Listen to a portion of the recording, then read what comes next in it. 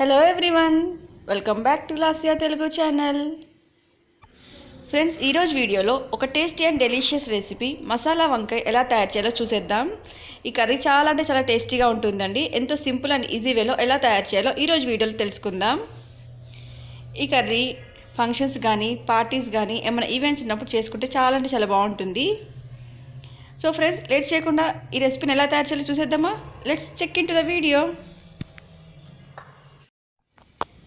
మసాలా వంకాయ చేసుకోవడానికి 1/2 కిలో వంకాయలు తీసుకోవాలి. ఈ సైజ్ అయితే పర్ఫెక్ట్గా ఉంటుంది. 2 టేబుల్ స్పూన్ల పల్లీలు, 1 టేబుల్ స్పూన్ నువ్వులు, కొంచెం ఎండు కొబ్బరి, మీ దగ్గర ఎండు కొబ్బరి లేకపోతే పచ్చి కొబ్బరి కూడా వాడవచ్చు. నిమ్మకాయ సైజ్ అంతా చింతపండు, రుచికి సరిపడే ఉప్పు, 3 టేబుల్ స్పూన్ల కారం, 1 టేబుల్ స్పూన్ ధనియాల పొడి, 1 టీ స్పూన్ గరం మసాలా,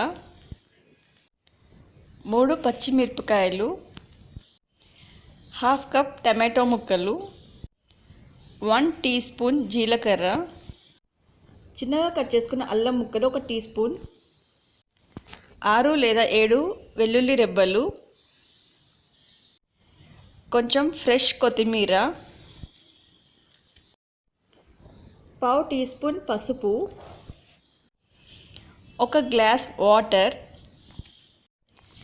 ఇంకా కొంచెం నూనె తీసుకోవాలి. ముందుగా ఒక బౌల్లోకి చింతపండు వేసుకొని వాటర్ వేసుకొని చింతపండుని చక్కగా నానబెట్టుకోవాలి. ఇప్పుడు స్టవ్ పైన ఒక ప్యాన్ పెట్టుకొని పల్లీలని దోరగా వేయించుకోవాలి. ఇలా వేయించుకున్న పల్లీలని ఒక ప్లేట్లోకి ట్రాన్స్ఫర్ చేసుకోవాలి. ఇప్పుడు అదే ప్యాన్లో నువ్వులను కూడా వేసి చక్కగా వేయించుకోవాలి. వీటిని కూడా ఒక ప్లేట్లోకి ట్రాన్స్ఫర్ చేసుకోవాలి. ఇప్పుడు స్టవ్ పైన మరో ప్యాన్ పెట్టుకొని 2 టేబుల్ స్పూన్స్ ఆయిల్ వేసుకోవాలి. ఆయిల్ వేడెక్కాక ఉల్లిపాయ ముక్కలు, టమాటోలు, వెల్లుల్లి, అల్లం వేసుకొని పచ్చివాసన పోయేంత వరకు ఫ్రై చేసుకోవాలి. ఉల్లిపాయలు ఫ్రై అయ్యేలోపు మనము వంకాయలను కట్ చేసుకుందామండి. అందుకోసం ఒక బౌల్ తీసుకొని కొంచెం ఉప్పు వేసుకోవాలి. అందులోకి వాటర్ వేసుకొని ఇప్పుడు వీడియోలో చూపిస్తున్న విధంగా వంకాయలని ఇలా 4 దిక్కులా చక్కగా కట్ చేసుకోవాలి. ఇలా చేసుకోవడం వల్ల స్టఫింగ్ అనేది వంకాయ లోపలికి వెళ్ళి గుత్తి వంకాయ అనేది చాలా టేస్టీగా ఉంటుంది. ఈ విధంగా అన్ని వంకాయలని కట్ చేసుకోవాలి. ఇలా కట్ చేసుకున్న వంకాయలని ఉప్పు వేసిన నీళ్ళల్లో వేసుకోవాలి.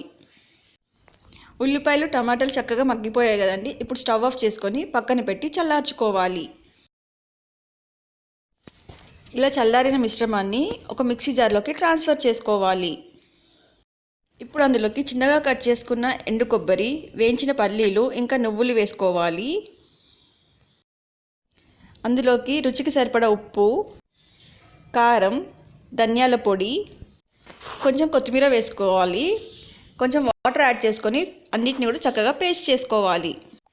ఈ విధంగా ఫైన్ పేస్ట్ చేసుకోవాలి. ఈ పేస్టే మన కర్రీకి మంచి టేస్ట్ని ఇస్తుంది. స్టఫింగ్కి యూజ్ అవుతుంది, ప్లస్ గ్రేవీకి కూడా యూజ్ అవుతుంది. ఇప్పుడు ఈ రెడీ చేసుకున్న పేస్ట్ని కట్ చేసుకున్న వంకాయ లోపలికి స్టఫ్ చేసుకోవాలి. పేస్ట్ అనేది బయటికి రాకుండా వంకాయ లోపల ఉండేటట్టే చక్కగా స్టఫ్ చేసుకోవాలి. ఇలా వీడియోలో చూపిస్తున్న విధంగా ఈ విధంగా అన్ని వంకాయ లోపలికి పేస్ట్ని స్టఫ్ చేసుకోవాలి. సగం పేస్ట్ అనేది స్టఫింగ్కి యూజ్ అవుతుంది, మిగతా సగం అనేది గ్రేవీ చేసుకోవడానికి యూజ్ అవుతుంది. ఇప్పుడు స్టవ్ పైన ఒక ప్యాన్ పెట్టుకొని 2 టేబుల్ స్పూన్ల ఆయిల్ వేసుకోవాలి. ఆయిల్ వేడెక్కాక మనం ముందుగా స్టఫ్ చేసుకున్న వంకాయలను వేసుకొని అన్ని సైడ్లు కూడా త్వరగా వేయించుకోవాలి. ఇలా చేస్తే కర్రీకి మంచి టేస్ట్ వస్తుంది. వంకాయలని అన్ని సైడ్లు తిప్పుకుంటూ చక్కగా ఫ్రై చేసుకోవాలి.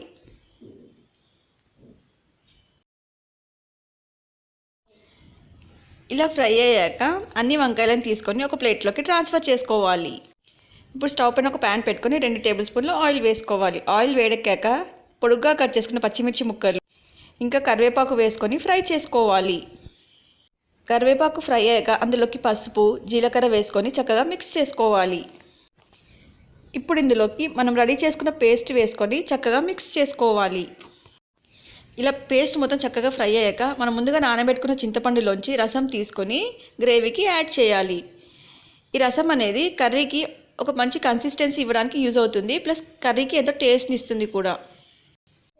ఈ ప్రాసెస్ మొత్తం కూడా స్టవ్ని లో ఫ్లేమ్లో పెట్టుకొని చేసుకోవాలి. చూడండి, గ్రేవీ మొత్తం చక్కగా కుక్ అయ్యి ఆయిల్ మొత్తం పైకి తేలుతుంది కదా. సో ఇప్పుడు మనం ముందుగా ఫ్రై చేసుకున్న వంకాయలని గ్రేవీకి యాడ్ చేయాలి. ఇలా అన్ని వంకాయలని యాడ్ చేసుకున్నాక మూత పెట్టి స్టవ్ని లో ఫ్లేమ్లోనే ఉంచుకొని ఒక 10 నిమిషాలు కుక్ చేసుకోవాలి. కర్రీని మధ్యలో కలుపుకుంటూ ఉండాలి, లేకపోతే అడగంటిపోతుంది. 2 నిమిషాల తర్వాత గరం మసాలా వేసుకొని కర్రీ మొత్తాన్ని చక్కగా నెమ్మదిగా మిక్స్ చేసుకోవాలి. ఇప్పుడు మూత పెట్టి మరో 2 నిమిషాలు స్టవ్ని లో ఫ్లేమ్లోనే ఉంచుకొని కుక్ చేసుకోవాలి. ఇలా చేసినట్టయితే గరం మసాలా ఫ్లేవర్ మొత్తం కూడా కర్రీకి చక్కగా పట్టుకుంటుంది. 2 నిమిషాల తర్వాత మూత తీసి కొంచెం కొత్తిమీర వేసుకొని కర్రీ మొత్తాన్ని చక్కగా మిక్స్ చేసుకోవాలి. అంతేనండి, ఎంతో టేస్టీగా ఉండే గుత్తి వంకాయ కర్రీ రెడీ అయిపోయింది. అంతే ఫ్రెండ్స్, ఎంతో సింపుల్ అండ్ ఈజీ వేలో ఎంతో టేస్టీ అండ్ డెలిషియస్ గుత్తి వంకాయ కర్రీ రెడీ అయిపోయినట్టే. చూసారు కదా ఫ్రెండ్స్, ఎంత సింపుల్ అండ్ ఈజీ వేలో ఎంతో టేస్టీగా ఉండే గుత్తి వంకాయ కర్రీని ఎలా తయారు చేయాలో చాలా టేస్టీగా ఉంటుంది. కంపల్సరీ ట్రై చేసి ఎలా కుదిరింది అనేది నా కమెంట్ బాక్స్లో కంపల్సరీ కమెంట్ చేయండి. ఈ కర్రీ ప్లెయిన్ రైస్లోకి కానీ, బగారా రైస్లోకి కానీ, వెజ్ రైస్లోకి చాలా టేస్టీగా ఉంటుంది. మన ఇంట్లో ఫంక్షన్స్ ఉన్నప్పుడు కానీ, కిట్టి పార్టీస్ కానీ, ఈవెంట్స్ ఉన్నప్పుడు చేసుకుంటే చాలా బాగుంటుంది. ఇలా చేసుకున్న కర్రీని వేడివేడి అన్నంలో పక్కన అప్పడం పెట్టుకొని నెయ్యి వేసుకొని తింటే సూపర్ టేస్టీగా ఉంటుందండి. సో కంపల్సరీ ట్రై చేయాల్సిన రెసిపీ. ఫ్రెండ్స్, నా ఈ వీడియో మీకు నచ్చింది అనుకుంటున్నాను. ఒకవేళ నచ్చినట్టయితే ప్లీజ్ లైక్ చేయండి, షేర్ చేయండి, అలాగే కమెంట్ బాక్స్లో కమెంట్ చేయండి. ఎవరైనా నా ఛానల్ని కొత్తగా చూస్తుంటే ప్లీజ్ సబ్స్క్రైబ్ చేసుకోండి, అలాగే పక్కన బెల్ ఐకాన్ కూడా క్లిక్ చేయండి. మరిన్ని వీడియోస్ కోసం చూస్తూనే ఉండండి Lasya Telugu channel. Friends, thank you so much for watching.